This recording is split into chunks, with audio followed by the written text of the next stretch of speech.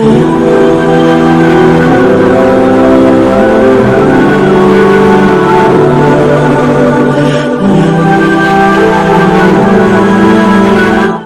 آپ کو ایمان اور یقین حاصل ہو تو پھر دعا کریں اللہ اس پر استقامت عطا فرمائے، پھر اس پہ ڈٹ جائے۔ نبی پاک صلی اللہ علیہ وسلم نے فرمایا میں اس بات کا خوف نہیں کرتا کہ میری امت کمزور ہو جائے گی، اس بات کا ڈر نہیں کہ پیسے ختم ہو جائیں، نہ یہ خوف ہے کہ بھوکی مرے گی۔ حضور کس بات کا خوف ہے؟ تو نبی پاک نے فرمایا خوف یہ ہے کہ ان کا یقین کمزور ہو جائے گا۔ یاد رکھیں اگر اعتبار نہ ہو تو گھر نہیں چلتا، تو اگر اللہ رسول پر یقین کامل نہ ہو تو پھر بندہ مسجد نہیں آ سکتا، پھر اس کا دین نہیں چلتا، پھر اس کے لیے مشکل ہے نماز، پھر اس کے لیے مشکل ہے راہ خدا میں خرچ کرنا۔ میرے نبی پاک نے فرمایا یوں نہ کہا کر کہ یا اللہ چاہے تو دے چاہے تو نہ دے، جب مالک سے مانگ تو کہا کر یا اللہ تجھی سے مانگنا ہے، میں لے کے اٹھوں گا، تو مجھے دے گا۔ فرمایا جتنا تیرا یقین کامل ہوگا اتنا ہی اللہ تجھے جھولی بھر کے عطا فرمائے گا۔ کمزور سا مسلمان، لڑکھڑاتا سا مسلمان دیکھتا ہوں کرتا ہوں، اور یہ بھی نہ دیکھا کریں بھائی ایمان یقین کو استقامت کے درجے پہ لیں، یہ نہ دیکھا کریں کہ وہ کیسے دے گا، وہ کسی وسیلے کا محتاج نہیں ہے، وسیلے کو پسند کرتا ہے، پر وسیلے کا محتاج وہ بغیر وسیلے کے بھی دے دیتا ہے۔ ہر آدمی ماں باپ کے ذریعے پیدا ہوتا ہے، اگر پیدا کرنا چاہے تو جناب عیسیٰ کو بغیر باپ کے پیدا کر دیتا ہے، اگر پیدا کرنا چاہے تو حضرت آدم کو بغیر ماں اور باپ کے پیدا کر دیتا ہے۔ جب یقین رکھیں، یقین قرآن مجید پڑھیے، حضرت موسیٰ علیہ السلام فرعون کے دربار میں کھڑے ہیں، چاروں جانب دشمن ہی دشمن ہے، جادوگر آ گئے، انہوں نے سانپ چھوڑے، حضرت موسیٰ کے ہاتھ میں ڈنڈا تھا۔ حضرت موسیٰ کہتے ہیں یا اللہ کیا کروں؟ تو اللہ تعالیٰ نے فرمایا اپنا عصا پھینک دو۔ کہنا چاہیے تھا نا کہ یا اللہ ایک ہی تو شے ہے، اتنے سانپ ہے، بچانے کے لیے ڈنڈا ہے وہ پھینک دوں؟ ڈنڈا پھینکا جاتا ہے، سانپ کو دیکھ کر کے قابو کیا جاتا ہے۔ یہ میرا اور آپ کا ذوق ہے نا، لیکن انبیاء کرام کا انداز ملاحظہ کیجئے میرے عزیزو۔ اللہ فرماتے ہیں ڈنڈا، اے موسیٰ ڈال دے اپنا عصا۔ پہلے نہیں فرمایا کہ سانپ بن جائے گا، فرمایا بس تو ڈال دے۔ میں اور آپ ہوتے ہیں تو سام سامنے ہے، ڈنڈا ہاتھ میں ہے، ہم کہیں گے عجیب بات ہے، یہی تو دفاع کی چیز ہے، اسی کو ڈال دوں تو بچوں گا کیسے؟ کہا ڈال دو، تو حضرت موسیٰ نے ڈال دیا، کہا میرے رب کا حکم ہے تو میرے لیے بہتر ہی ہوگا۔ اللہ فرماتے ہیں جب موسیٰ نے ڈالا تو میں نے اس ڈنڈے کو، اس عصا کو اژدہا بنا دیا۔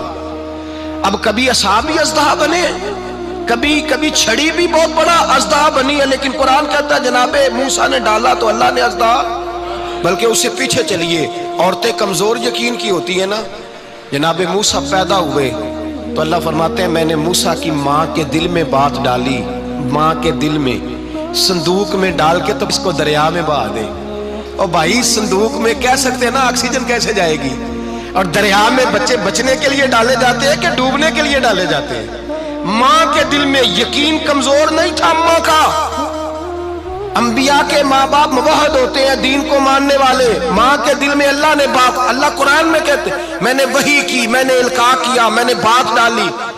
حضرت موسیٰ کی ماں کہتی ہے میں نے ڈال کے نا سمندر میں بیٹا، میں نے سمندر میں بیٹا ڈال کے صندوق میں بند کر کے رب کے حوالے کیا۔ آپ فرماتے ہیں میرے مالک کا بھروسہ کیا تو پھر میرے مالک کا کام دیکھو، کمال دیکھو، میں نے دریا میں ڈالا، اللہ نے فرعون کے گھر میں میرے بیٹے کی پرورش کرا دی۔ یہ یقین کہ حضرت موسیٰ کے پاس قوم آئی، قرآن پڑھیے، کہا جناب پانی چاہیے، وَإِذِ اسْتَسْقَىٰ مُوسَىٰ لِقَوْمِهِ، موسیٰ نے اپنی قوم کے لیے پانی مانگا، ہم نے کہا فَانْفَجَرَتْ مِنْهُ اثْنَتَا عَشَرَةَ عَيْنًا، اپنا ڈنڈا پتھر پہ مارو۔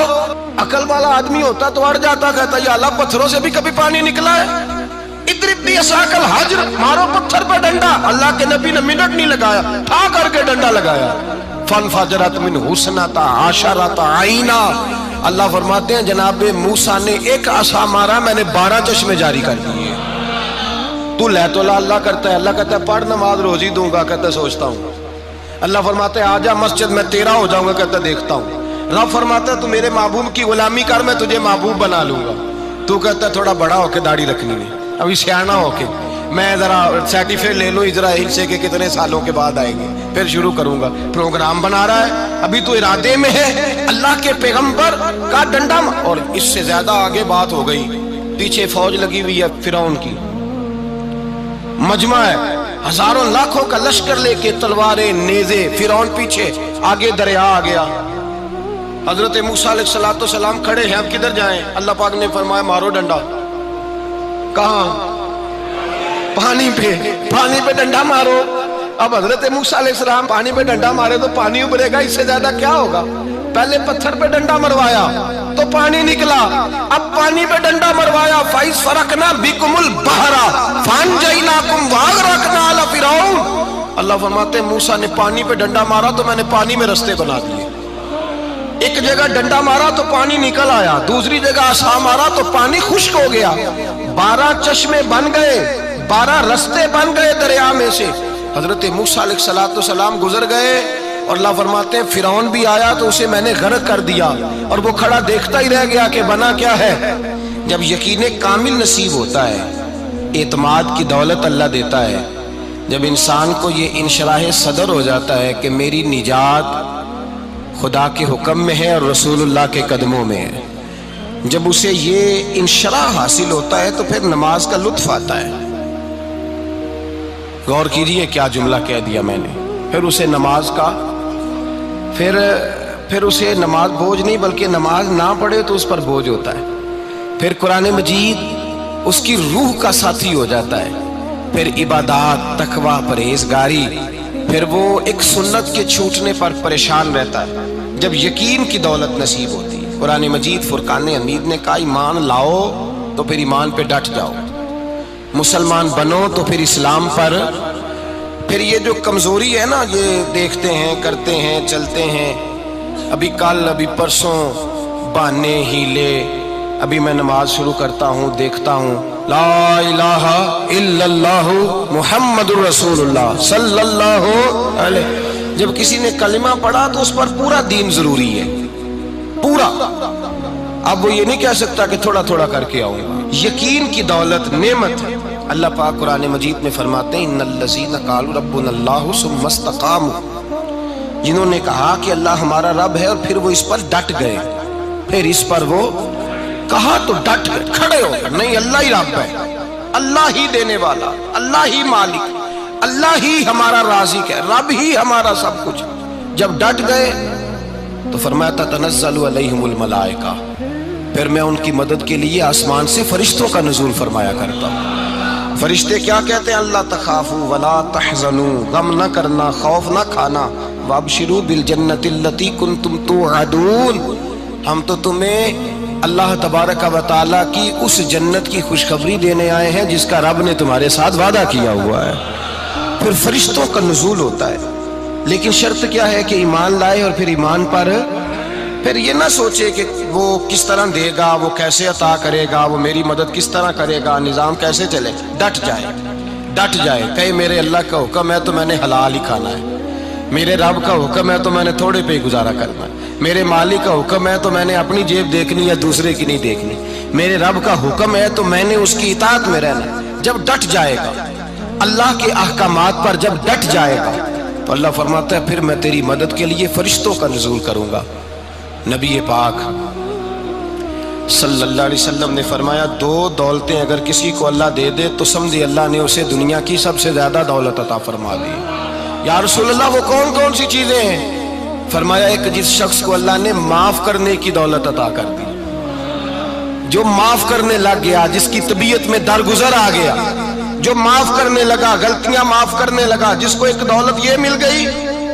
اور دوسرا میرے مصطفیٰ نے فرمایا جسے اللہ نے یقین کی دولت عطا فرما دی، جس کو یہ 2 دولتیں مل جائیں، ایک درگزر کرنا، دوسرا رب رسول پہ یقین کامل رکھنا، اسے کائنات کی ہر شے مل گئی۔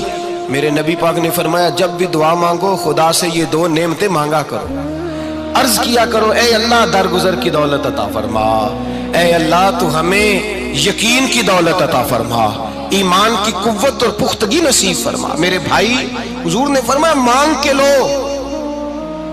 کمزور ایمان والا شخص کسی کام کا نہیں ہوتا۔ جس آدمی کے ذہن میں شک کا بیج ایک دفعہ جنم لیتا ہے وہ آدمی تو غلام سے بدتر ہے۔ بے کیف سجدہ، روٹھی روٹھی سی عبادت، اس کی زندگی کیفیات سے خالی ہے۔ جس شخص کو پتہ چل جائے نا لوگ میرے مخالف ہیں، اس کا تو سجن رہتا ہی کوئی نہیں۔ اصل بات یہ ہوتی ہے کہ یہاں سوچ بیٹھا ہے کہ دنیا میرے خلاف ہے، یہاں مخالفت یہاں بیٹھ گئی ہے، دو بندے باتیں کر رہے ہیں تو پریشان ہے، میرے خلاف ہی لگے ہوئے ہیں، میری ہی بات ہو رہی ہے، کیونکہ اصل تکلیف کہاں ہے؟ اور اگر یہاں یقین کامل ہو گیا نا کہ سارے مجھ سے پیار ہی کرتے ہیں، تو پھر دو بندوں کو بات کرتا دیکھیں گے تو یہی سوچے گا میری تعریفیں کر